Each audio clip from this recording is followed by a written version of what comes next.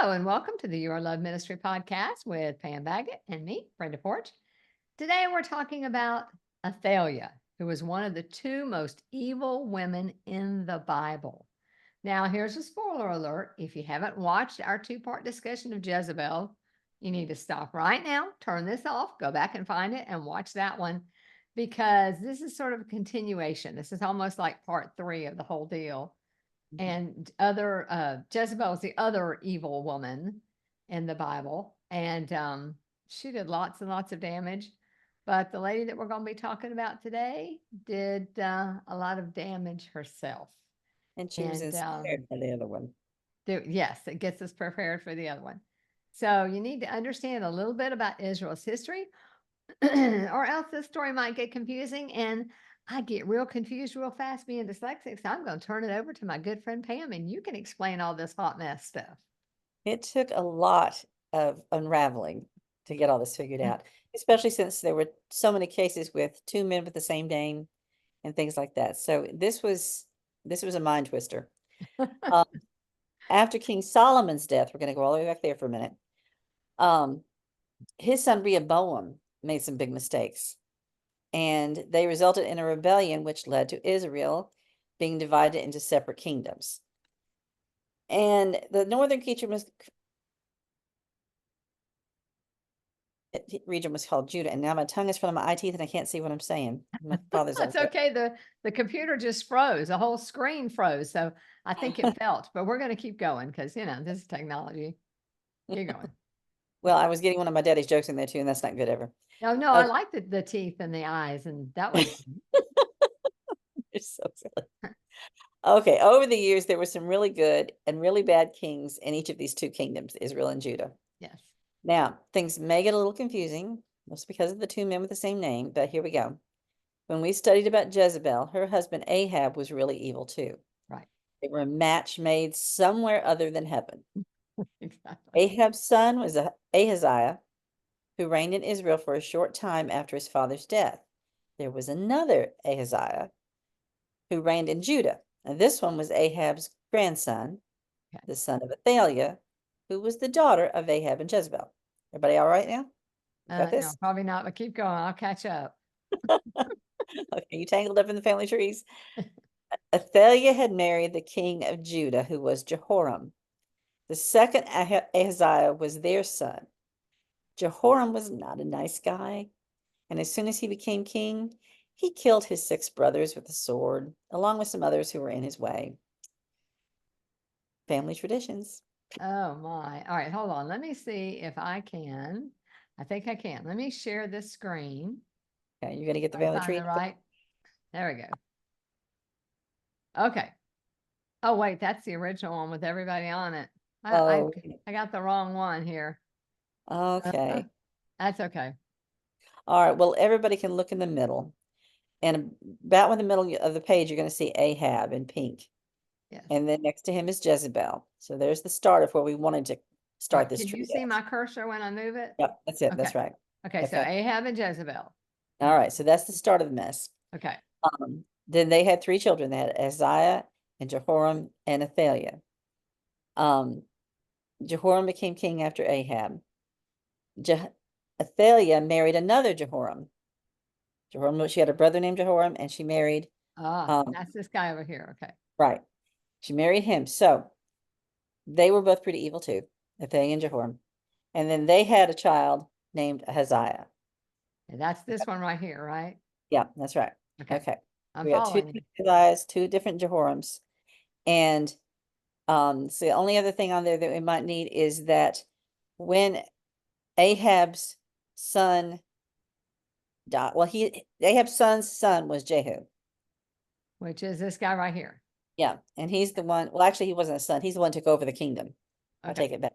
He was made king after Ahaziah died in that one. Okay, now we're still back over here. All right, that's about all we need for so far in the story. Is everybody clear on this? Just these 2 or 3 lines of names. We don't need the whole picture. Just those 2. Hopefully. Okay. It's confusing, but we'll try to get you through it. It took me a few days, so I can't imagine doing this quickly. Okay, so you ready? You see that he's killed off his brothers. Jehoram Jehoram, the husband of Athaliah, killed off his brothers. Okay. You got it? You ready? I'm ready. So I got to see if I got this right. All right. Ahab and Jezebel were in the north in Israel. Right. And then their daughter and her husband, Athaliah, I love that. I want to say Athaliah, but Athaliah sound reminds me of fail. And so that I like that. Okay, that works. Athaliah Whatever and gets you there. Jehoram were in the south in Judah. And all four of these people were really evil. Mm-hmm. So what that says to me is it didn't matter if you lived in the north or if you lived in the south, you had an evil ruler. Oh, yeah. Oh, As the oh, old good. song goes, it's a family affair. Yeah, I can see that. I can see that. All right. So we learned that Ahab was already a bad guy when he married Jezebel, but she helped him become much more evil by Mm-hmm. drawing him into her worship of the false god Baal. And one of the things that you taught me last time about Baal that I honestly did not know is that part of the worship of Baal, this false god, was human sacrifices. Mm-hmm.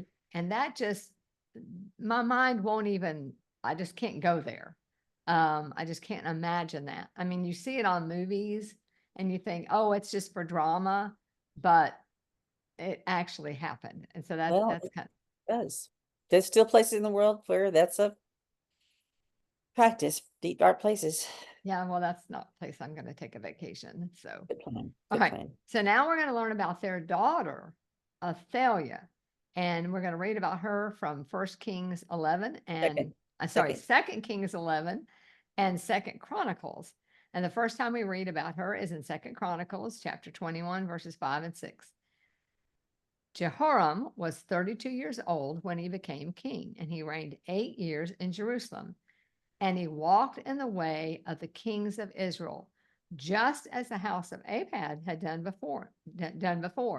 For he had the daughter of Ahab as a wife, and he did evil in the sight of the Lord. So right there is like he had Ahab's daughter as a wife, Bad start. Yeah. apple tree, that whole thing. Yeah, bad spot. But I think it's also interesting that it says he walked in the ways of the kings of Israel, just as the house of Ahab had done. So it sounds to me like there was no such thing as a good king during those days. And now this woman, Athaliah, was actually Ahab and Jezebel's daughter. And Yep. she comes into the picture. So Yep. it's just like we're going from bad to worse here. Well, like mother, like daughter. Mm-hmm. They both married evil men, and they both inspired their husbands to be even more evil. And they both seem to have carried this pattern to the next generation because Jezebel had taught her daughter, and Athaliah taught her son. But before we deal with the son, we need to get the father out of the way. Jehoram had to fight to put down rebellions in his country. And during one of those, he was wounded, and he suffered from that wound for a couple of years before he died. Then let's look what happened in 2 Chronicles 21, verse 20. I'm going to talk about the son now. He was 32 years old when he became king. Oh, Jehoram was, excuse me, I'm in Jehoram. He reigned in Jerusalem 8 years, and to no one's sorrow departed. However, they buried him in the city of David, but not in the tombs of the kings. To no one's sorrow. What a pathetic ending to a life. I know it's like you go to somebody's funeral and they have nice things to say about the person, but this Then guy, they'll they'd be like, sorry, nobody has a thing good to say about you. Yep.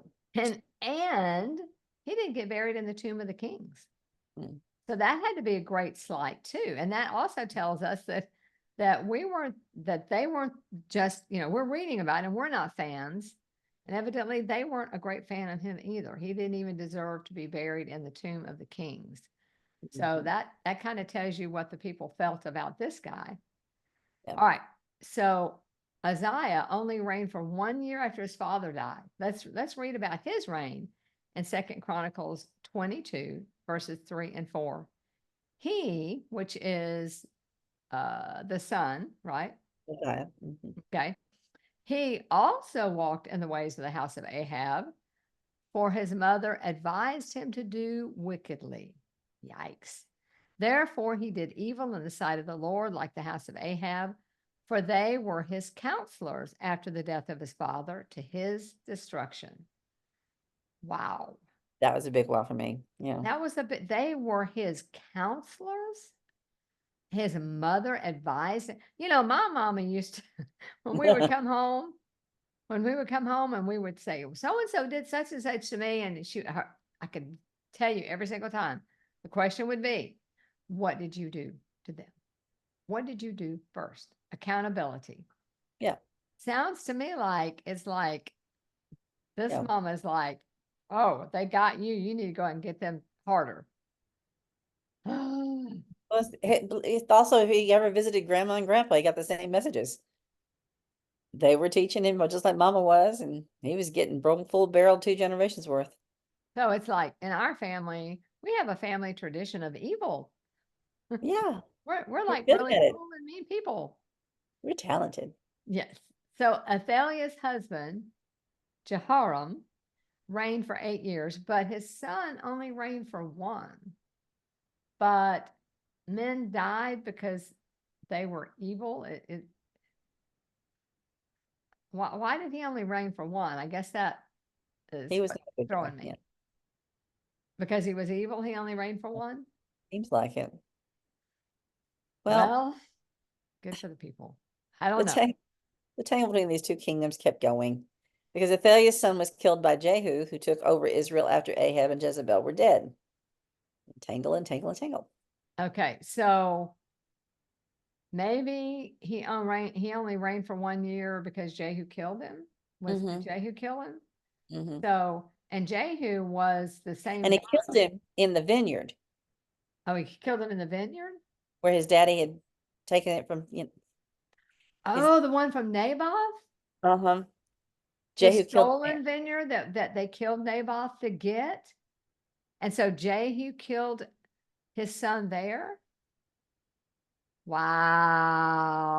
it Wow. together, interesting. Yeah. God knows how to write an interesting story. Yes. And Jehu is the same guy too, that when we talked about last time with Jezebel, he had the eunuchs throw her down out of the window and then he trampled her with the horses, right? And went in and had a meal. Yeah. And then went in and ate. Yeah. Like he wasn't the least bit. Wow. Okay. Good back in those days. Yikes. All right. I think I'm ready to move on. Okay. I All can right. stand it. Now that Jesse is gone, we're going to dive into the pure evil of Athaliah. Let's go to 2 Chronicles 22:10. Now, when Athaliah, the mother of Ahaziah, saw that her son was dead, she arose and destroyed all the royal heirs of the house of Judah. Well, she thought she killed them all. Wait. What? Yeah. So who were the people that she killed? I mean, weren't at least some of them part of her family, or weren't some of them at least children? It says that she arose and destroyed them. So does that mean that she personally killed them? That's what it No, sounds like. she probably just made sure they all got killed because she was queen still, so she would have just made sure they all got killed. But weren't these people like kin to her in some way? Some of them were, yeah. Some of them? And Yeah. some of them were children, maybe? Maybe, we don't know. We aren't told how old the ones she killed were. There were others. There were people who weren't directly in line, but who might have been able to take the throne. The stories of Jezebel and Athaliah, it would be the stuff of an amazing soap opera today. We get drama and intrigue and betrayal and power struggles. Except for the gore, I like to watch these stories acted out. They're that fascinating. No, But I think the gore would get it would have me. to go. Yeah, the gore would have to be out of it instead of Yeah. that. But you- now it's time for the surprise that Athaliah didn't see coming. Oh, I like surprises. She thought she did it, but she didn't do it as well as she thought she'd done it. Okay, 2 Chronicles 22:11-12. But Jehoshabeth, the daughter of the king, took Joash, the son of Ahaziah, and stole him away from among the king's sons who were being murdered, and put him and his nurse in a bedroom. So Jehoshabeth, the daughter of King Jehoram, wife of Jehoiada the priest, for she was the sister of Ahaziah, get that tree out, hid him from Athaliah so that she did not kill him. And he was hidden with them in the house of God for 6 years, while Athaliah reigned over the land. Don't you love this? I mean, such an exciting thing. this woman, this story has a hero and it's a woman.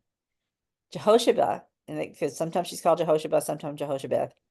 She rescued her dead brother's baby son Mm-hmm. while others were being killed, and she hid him and his nurse for 6 years.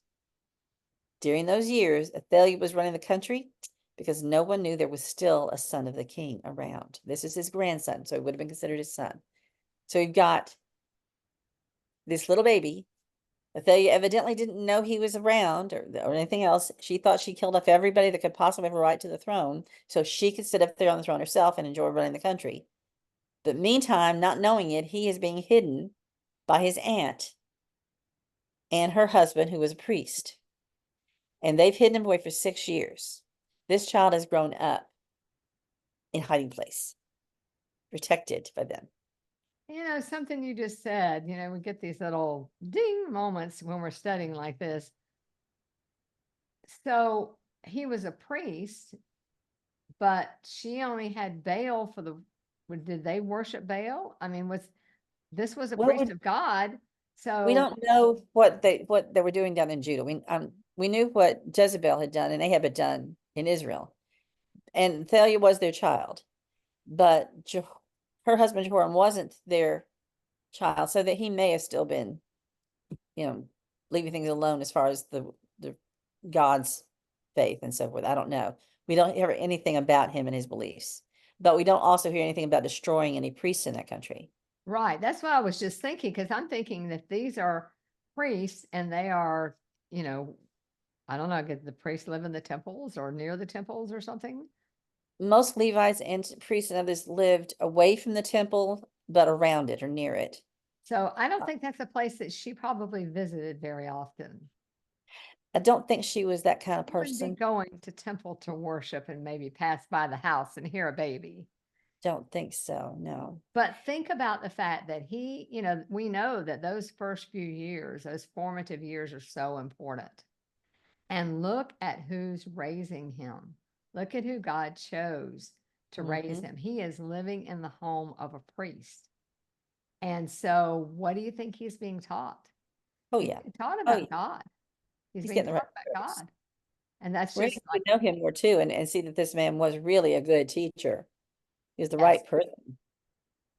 God picked, just like he picked the perfect woman to bear his son named Mary, he's picking the perfect person to raise this new king. And I just think that's kind of cool. But I don't know, it just feels a little familiar. You've got the evil queen looking for the right heir that's being hidden by somebody, but kind of to me sounds like uh, Sleeping Beauty. Of course, I don't think there was any dwarfs involved. It was just a priest, but still, I mean, I think Walt Disney may have borrowed a little piece of that story to come up Could with be. It could be. Very likely. A lot of things have been stolen from the Bible over the years. That's true. All right, well, we're going to keep it going. I'm glad that he's being hidden from the evil queen. In 2 Kings 11:4, we read about the next stage in the plan. So, God has a plan. In the 7th year, Jehoiada Jehoiada. Yep. Yep. sent and brought the captains of hundreds and the bodyguards and the escorts and brought them into the house of the Lord to him. And he made a covenant with them and took an oath from them in the house of the Lord and showed them the king's son. So the house of the Lord, that would be the temple, wouldn't it? Yeah. So evidently the temple was there if he's bringing all these people, and this is no small crowd. I know that he's not saying 100 captains, it's captains of 100. So these are men who are used to having authority over others, right? Am I understanding that correctly? Right. But also the temple was not just the religious area. There was also rooms, The outer courtyard and all that. courtyards and other rooms in the building. There were other places they could have been meeting for this. But still, he gathered a group. And then there was a careful plan for how the guards would be positioned and who would be ready at the temple on the next Sabbath. Then you say it, Jehoiada finished the instructions in verse 8 by saying this. But you shall surround the king on all sides, every man with his weapon in his hand, and whoever comes in within range, let him be put to death. You are to be with the king as he goes out and as he comes in. Talk Mhm. about bodyguards. Oh, This yeah. king had bodyguards. Hmm. But picture this. This is a little boy that they're calling king and preparing to defend with an army. Can you imagine a first grader who's been hidden all his life and now will be surrounded by armed men and facing a crowd of people? It's got to be overwhelming. They bring him out where all the people can see and they put a crown on him, and everyone begins clapping their hands and shouting, "Long live the king!" Well, but do you know, I mean, we don't know because the Bible doesn't say, but I suspect that this priest has been preparing this young man, telling him who he was, Hmm. maybe even telling him, now this is what's going to happen, that kind of stuff.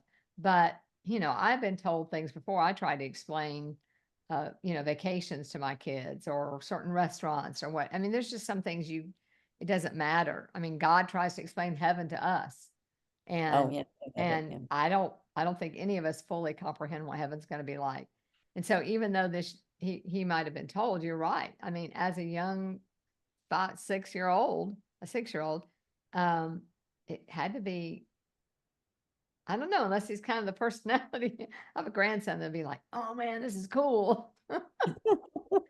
Maybe he had that kind of personality. But I'm thinking it would still be overwhelming. I think you're right. Yeah. Okay.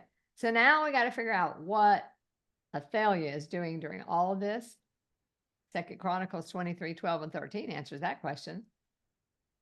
Now, when Athaliah heard the noise of the people running and praising the king, she came to the people in the temple of the Lord. And when she looked, there was a king standing by his pillar at the entrance, and the leaders and the trumpeters were by the king.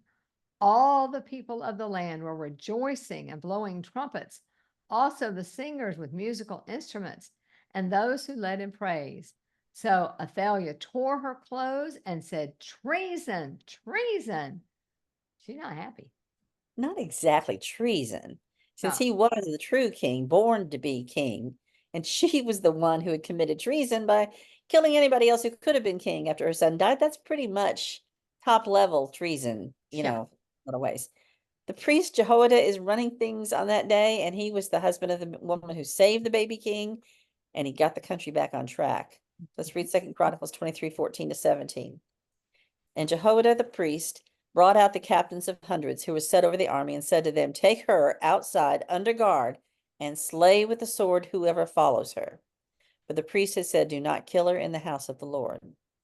So they seized her, and they went by way of the entrance of the horse gate into the king's house, and they killed her there.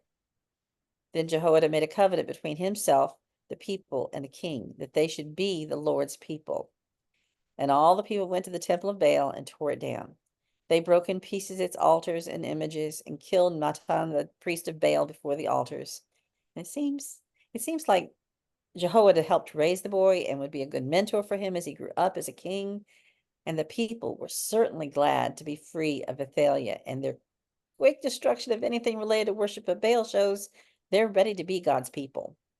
Yes. And I love it that he said, no, you're not just going to kill her, but you kill the people who follow her.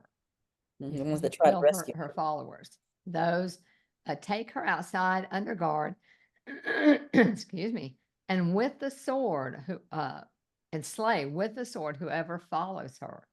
Mhm. And so it is a complete annihilation of all of these wicked people. So Jeddah, Jehoiada? I And don't know now why get I me can't again. say that name. Jehoiada. Well, I told you I went online to listen to how it sounds on the recording. Jehoiada didn't waste any time in Yeah. setting things the right way in the temple and in the kingdom. Second Chronicles 23:20-21. Then he took the captains of hundreds, the nobles, the governors of the people, and all the people of the land, and brought the king down from the house of the Lord. And they went through the upper gate to the king's house, and set the king on the throne of the kingdom. So all the people of the land rejoiced, and the city was quiet, for they had slain Athaliah with the sword. So now he is sitting on the throne. And I just, in my mind, I'm wondering, a little kid's head's a lot smaller than a grown-up's head. Yeah. I wonder if they made a crown just for him. I thought Just for about that. him, I know, it's true. But I love it that they said that they went and they tore down everything, and the people, all of the false stuff, and the people rejoiced. It's great. Another time when an evil leader dies and people are glad about it. Yeah. It's not exactly the ending Queen Athaliah would want, is it? No. No, so we got a 7-year-old boy basically is now king, and the people are happy. His name was Jehoash, but that name is sometimes given as Joash, as it was earlier. He ruled as king of Judah for 40 years, and he was a good king who loved the Lord. Now, there were 2 kings with this name. The other was king of Israel at another time. So we have a happy ending. Yes, we do. Ding dong, the Dong, witch the is witch is dead. dead. Same thought, same time. I like that one. We did not practice that. It's not No, we even, did not practice that. it was fun. But, she's gone, and now you know, the other king had evil people as their mentors and their advisors. But this king, Joash, has a man of God for his advisor. And I think that is huge. That is huge. Because it said he reigned for 40 years. So that's one of those Bible numbers. We see 40 a lot of in scripture. But I think that's a nice long time for the people to have a good king, because they've had some pretty rough years before that Yeah, that's true. with that whole evil family. All right. Do you have anything you want to say before I move on to what we can learn? No, let's get going on it. All right. Well, you know me, I always like to apply it to us, because these are not just nice stories, ladies, that we read. They have a meaning for us as well. Even if I can't say half the names, they're still important. It's fun hearing you try. It's okay. I know, but I love how they just rolls off your tongue. And I'm like, I told you, most of the time I make it up, but this time I didn't. well, even when I try to make it up, it's not pretty. Anyway, all right. So the first thing that I learned is, looking at the story, is our children learn from us. Jezebel was an evil woman, and she raised an evil child. And then as an adult, Athaliah did many of the same type things she saw her mother do. At the top of the list, in my mind, is being willing to kill anyone who gets in your way for that struggle of power. And, wanting to have power, wanting to be top dog, that is a fleshly desire. Jesus says if we are going to be the best in the kingdom of heaven, we need to be the servant. We need to be the least. But that's not how humans look at it. But when you're willing to literally murder people to get that power, that is on a completely different evil level, as far as I'm concerned. And so I think, we need to remember as women that our children are watching what we're doing. And if you don't have children, your nieces and nephews, or your brothers and sisters, or the young kids that, that are with you at church. There's an old saying, do what I say, not what I do. And, that doesn't work. I could say all day long that healthy eating and exercise are important. But if I'm sitting on the couch eating junk food all day, every day, my kids are not going to believe it. No one's going to believe it. And so if we tell our families, we tell others, we proclaim to love God, and we don't do the things that demonstrate that love, that demonstrate that faith, it's wasted. And so the lessons that we're teaching is not really as much about what we say, but it's about what we do. Yeah, we were talking, you and I were talking earlier today, and I started to tell you something. I got stopped, or distracted. There was an article in Christian Chronicle this week, and there was a quote in the middle of the article that struck me, and I went and looked it up. And it was said by a man in Ghana in the early 1900s, but he made the statement that an educated woman educates a nation. That's a little bit of a paraphrase, but it's about what he was saying. And I think that's what we're kind of seeing. These women that we were talking about here educated the wrong way. They educated their children, and they affected a nation with evil. But a woman who is living right and who is serving God in front of her children and letting them see her, make him the priority, what she has learned is going to be taught to her children as much, like you said, by her example Mhm. as it is by her words. But either way, we do affect them. And it's important to remember they're watching and they're listening. And then it gets, it gets passed down to the next generation. Mhm. That's why, our ministry is, ladies, y'all know our ministry is to help adults, women who endure childhood abuse, because the pattern there is usually we tend to raise our children the way we were raised, even if we are struggling hard not to do that. Even if we make a promise, it takes support, it takes education. It doesn't just magically happen. And just on a really simple example, I've done this before, where I said, as a kid, I would say, I'll never say that to my kids because it's terrible. I'll never say that. And then the first time I said, because I said so, I Uh-huh. literally looked around for my mom.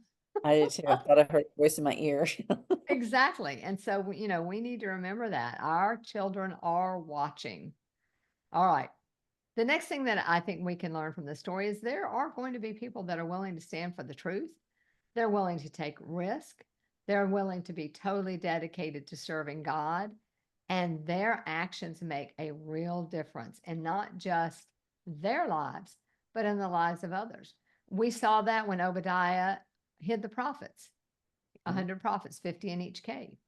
And he was risking his life to not just hide them, but he had to feed them bread and water. And now on this story, we see this brave woman whose name I wish I could say, and you're going to say Jehoshaphat. Jehosh- Jehoshaphat. Jehoshaphat, You got it. who was willing to hide a baby. Yes, it was a family member, it was her nephew, but still, she was putting her life at risk because uh, Queen Athaliah had made it very clear what was going to happen to anyone who was in line for the throne. And her murderous ways, I'm sure, wouldn't have stopped with just the baby. Oh no, she would have gotten Jehoshaphat. Yeah. Yeah.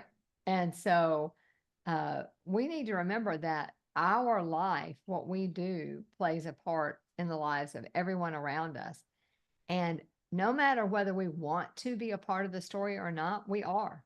Our lives are part of the story.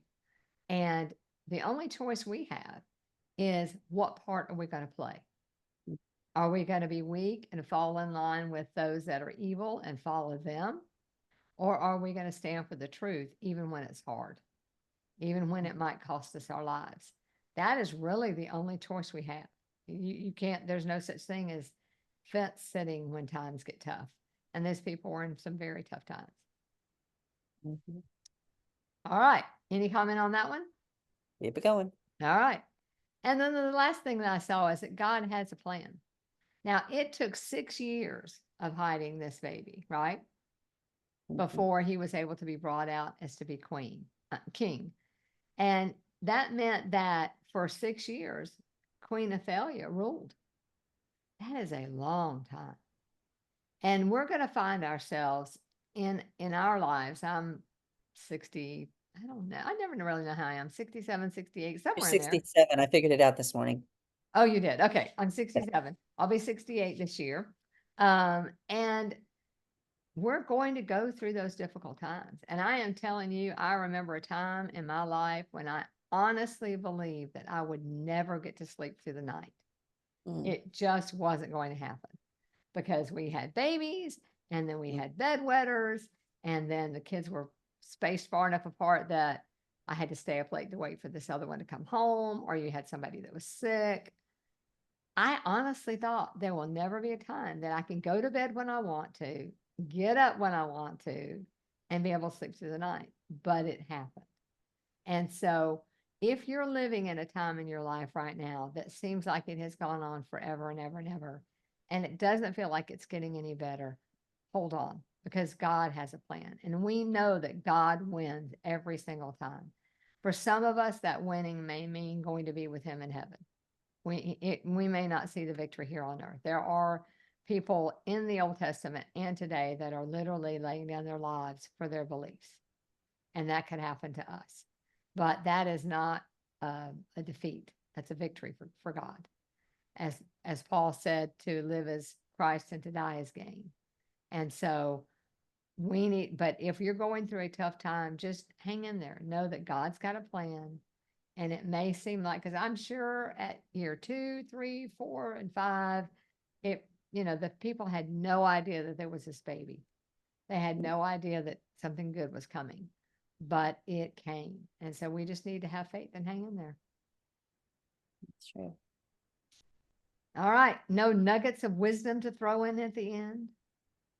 No, I just kind of enjoyed dealing with these nasty women and seeing that God doesn't let people get away with things forever. It's good. Maybe we should have that looked into. You love dealing with the nasty women. Well, I like watching God deal with them. Ah, yes, it's always fun to watch the ones who think that they're going to win because they've cheated, they've lied, they've hurted people, they've done everything dirty in their power to get what they want. And then somebody that played by the rules, that did what God wanted, ends up winning in the end. And so I think that, We didn't ever see anything about these women that could be considered a positive attribute. There was nothing that we're presented with about their lives at all, in any way, that shows any humanity no, or any goodness. no, And that's unusual for men or women in the Bible. We usually get both sides to some degree, but not these it's two. true. I hadn't thought about that. You're right. And that's kind of scary to think that there really can be, and Pure there really evil. are people in the world who are pure evil. Mhm. And that's frightening. But God's going to win. We know that when Jesus returns, that everyone's going to be accountable for what they've done, what they've Yeah. said. So I just want to make sure that what I do and say matches each other. That if I say I love the Lord, if I say I'm a Christian, if I say I love others, that I am acting on those comments, those statements.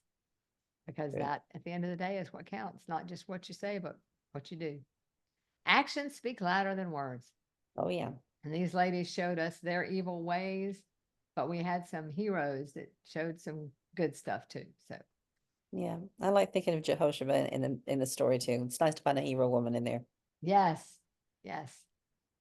All right. Well, I think that gets us for this time, ladies. We hope you'll come back next time because we're a little crazy, but I enjoy studying the Bible with Pam. You may not be crazy. She's the sane one. I'm the crazy one, but it works. All right. We hope you have a blessed day and please come back and join us again.